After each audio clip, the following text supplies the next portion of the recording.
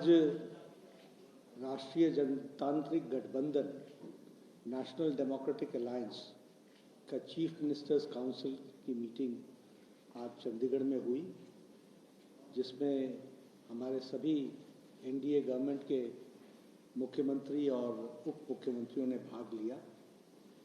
कुल मिलाकर के हम ये कहना चाहते हैं कि प्रधानमंत्री जी ने इस बात पर जोर दिया, बल दिया कि लोगों को गवर्नेंस से उनके समस्याओं का सॉल्यूशन होना चाहिए और जो प्रशासन है उसकी मूल अवधारणा में जो उसकी स्पिरिट है वह इस बात पर निर्भर करती है कि हम लोगों के ग्रीवेंसेस को किस तरीके से रिड्रेसल करते हैं।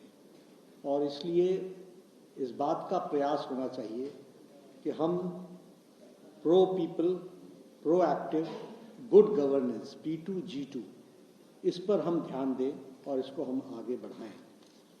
इसी दृष्टि से आज 17 मुख्यमंत्री और 18 deputy chief ministers council of ministers में एनडीए के अलायंस में इस मीटिंग में एकत्र आए। इसमें सबसे महत्वपूर्ण बात यह है कि 1975 के पश्चात नॉन कांग्रेस गवर्नमेंट की प्रेजेंस इतनी भारी मात्रा में जो देश के विकास के लिए और देश को प्रगति की ओर ले जाने के लिए जिन लोगों ने आगे बढ़ने का जो प्रयास किया है वो आज इस काउंसिल ऑफ मिनिस्टर्स में हम लोगों को देखने को मिला है। एक बहुत बड़ी संख्या में नॉन कांग्रेस फ्रंट, जिसे हम एनडीए कहते हैं, राष्ट्रीय जनतांत्रिक गठबंधन कहते हैं, उसकी प्रेजेंस देश की प्रगति के साथ किस तरीके से आगे बढ़ रहा है उसकी ये काउंसिल जीती जागती मिसाल है।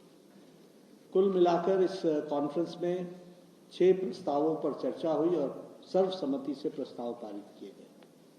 पहला प्रस्ताव जो महाराष्ट्र के मुख्यमंत्री सम्मानीय एकनाथ शिंदे जी ने रखा वह है हरियाणा का जो जीत प्रधानमंत्री मोदी जी के नीतियों के कारण और जिस तरीके से हरियाणा के चुनाव में झूठ को फैलाने का विपक्ष ने प्रयास किया था, इंडिया अलायंस ने प्रयास किया था, उसको मुंह तोड़ जवाब मिला है। किसानों का साथ हरियाणा में भारतीय जनता पार्टी को मिला, आशीर्वाद मिला।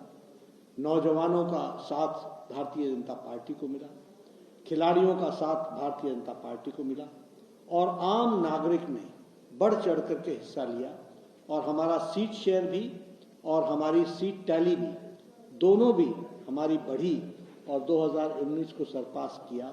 इस पर सर्वसम्मति से प्रधानमंत्री मोदी जी को धन्यवाद दिया गया और बधाई के साथ हरियाणा की जनता को साधुवाद और धन्यवाद दिया गया कि उन्होंने जो आशीर्वाद भारतीय जनता पार्टी को दिया है।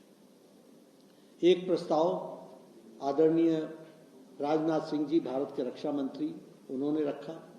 वह प्रस्ताव था कि हम संविधान का अमृत महोत्सव मनाएंगे। 2025 संविधान को लागू हुए 75 साल हो जाएंगे और इसलिए उसमें छोटे बड़े कार्यक्रम मिलाकर हम संविधान वर्ष अमृत महोत्सव बनाएंगे और अमृत वर्ष मनाएंगे और उसके दृष्टि से संविधान की बारीकियों पर किस तरीके से देश में संविधान आगे बढ़ा है और उनके विषयों को जनता को जागृति कराने का काम करेंगे। इसमें मैं यह बात भी कहना चाहता हूं कि प्रधानमंत्री जी ने इस पर अपनी ऑब्जर्वेशन दी कि आज हम सबके लिए कल का दिन बहुत खुशी का विषय है कि कल जो जम्मू कश्मीर में शपथ ग्रहण का कार्यक्रम हुआ वह कार्यक्रम भारत के संविधान के तहत पहली बार आज़ाद भारत में हुआ। यह बताता है संविधान की ताकत और यह बताता है धारा 370 का एब्रोगेशन का अर्थ क्या होता है। इसके पहले ओथ टेकिंग, शपथ ग्रहण कार्यक्रम वो जम्मू कश्मीर के संविधान के तहत होता था। पहली बार आज़ाद भारत में मोदी जी के नेतृत्व में जम्मू कश्मीर में भी शपथ ग्रहण समारोह भारत के संविधान के अनुरूप हुआ। इस ऑब्जर्वेशन को भी हम सब लोगों ने सुना। एक प्रस्ताव में अमित शाह जी ने हम सबको ध्यान में लाया है कि 50 वर्ष इमरजेंसी को लगे हुए हुआ और 50 वर्ष पूर्व इमरजेंसी की हत्या हुई 1975 में। 2025 में हम जो प्रजातंत्र की हत्या हुई है उसके बारे में भी हम चर्चा करेंगे और ये जो संविधान की हत्या करने वाले लोग हैं उनका भी पर्दाफाश करेंगे और जनता में इस बात को बताएंगे कि किस तरीके से संविधान को कुचलने की उसके मूल धाराओं को का गला घोटने का प्रयास हुआ है।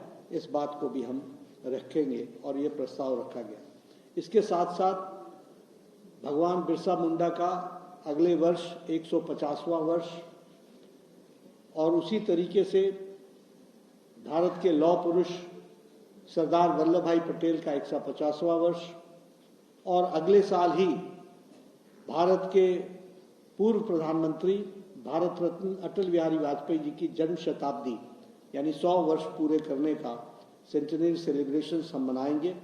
और इस तरीके से हमने प्रस्ताव पारित करके इन कार्यक्रमों को एनडीए की सरकार और हमारी सभी एनडीए घटक दल के जो सदस्य हैं वो सब इनको 2025 में मनाने वाले हैं।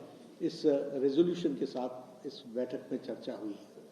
मैं यहाँ यह भी बताना चाहता हूँ कि आत्मनिर्भर भारत और आत्मनिर्भर भारत में डिजिटल इंडिया और डिजिटल इंडिया के साथ साथ 5 ट्रिलियन इकोनॉमी, इस विषय को प्रधानमंत्री मोदी जी के अध्यक्षता में हमारे आंध्र प्रदेश के मुख्यमंत्री चंद्रबाबू नायडू ने रखा और उन्होंने बहुत बारीकी से इस पर चर्चा की कि कैसे हम आत्मनिर्भर भारत की ओर बढ़ रहे हैं।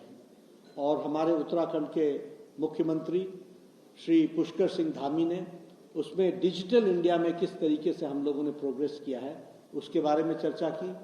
और हमारे उप मुख्यमंत्री देवेंद्र फडणवीस महाराष्ट्र के, उन्होंने इस 5 ट्रिलियन इकोनॉमी में किस तरीके से हमारा योगदान हो रहा है उसके बारे में चर्चा की और उसको रखने का प्रयास किया। यहाँ इस 5 घंटे की बैठक में सभी मुख्यमंत्रियों ने हर विषयों पर बारीकी से चर्चा की। इसमें हम लोगों ने सामाजिक विषय भी उठाए और सामाजिक विषय के साथ साथ स्वास्थ्य से जुड़े हुए विषय भी उठाए। टीबी मुक्त भारत हम कैसे उस ओर अग्रसर हुए हैं और उसमें प्रधानमंत्री जी ने इस बात पर बल दिया कि हम जन भागीदारी से इसको हम टीबी मुक्त भारत बना सकते हैं, उस पर जोर दिया। उसी तरीके से पर्यावरण में हम लोगों ने जोर दिया कि हम एक पेड़ माँ के नाम, यह एक जन आंदोलन के रूप में चले और यह पर्यावरण का सामाजिक आंदोलन बने। इसके लिए हम लोगों ने चर्चा भी की और प्रेरणा हम अपने अपने प्रदेशों में इसको आगे बढ़ाएं, इस बात को रखा गया। और इसी के साथ साथ हम लोगों ने इस तय किया कि हम स्वच्छता अभियान उसको पूरी ताकत दे करके आगे बढ़ाने का काम करें। प्रधानमंत्री मोदी जी ने स्वच्छता अभियान को भी जन आंदोलन के रूप में जागृति लाने में नए नए कार्यक्रमों को हम किस तरीके से आगे बढ़ा सकते हैं उस पर जोर दिया।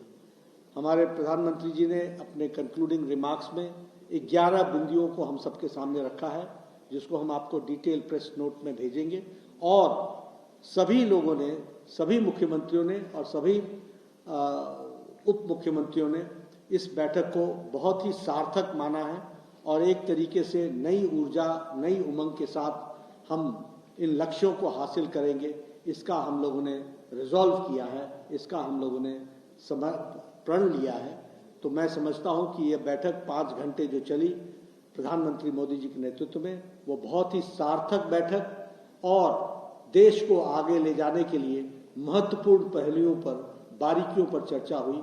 और मैं यह भी कहूँगा, जैसा कि हम सबका ऑब्जर्वेशन बना और प्रधानमंत्री जी ने इस बात को कहा भी कि नॉन कांग्रेस एक कांग्लोमरेशन इतना बड़ा, जो पहली बार इस तरीके से देश की प्रगति को अपने दृष्टि से आगे बढ़ाने के लिए एक रिजॉल्व करके आगे बढ़ा है। मुझे उम्मीद है कि इस बैठक से हमारे सभी साथी पूरी ताकत से आगे बढ़ेंगे, यही मुझे कहना है। Welcome to K-Mall, a premium project by Kaleen Group. K-Mall is in the heart of Kolkata's electronic, garment and lifestyle hub, Khidirpur. K-Mall, which is designed as a world-class mall, is the outcome of endless effort of our experts, combined with modern superb techniques and new age design. Book now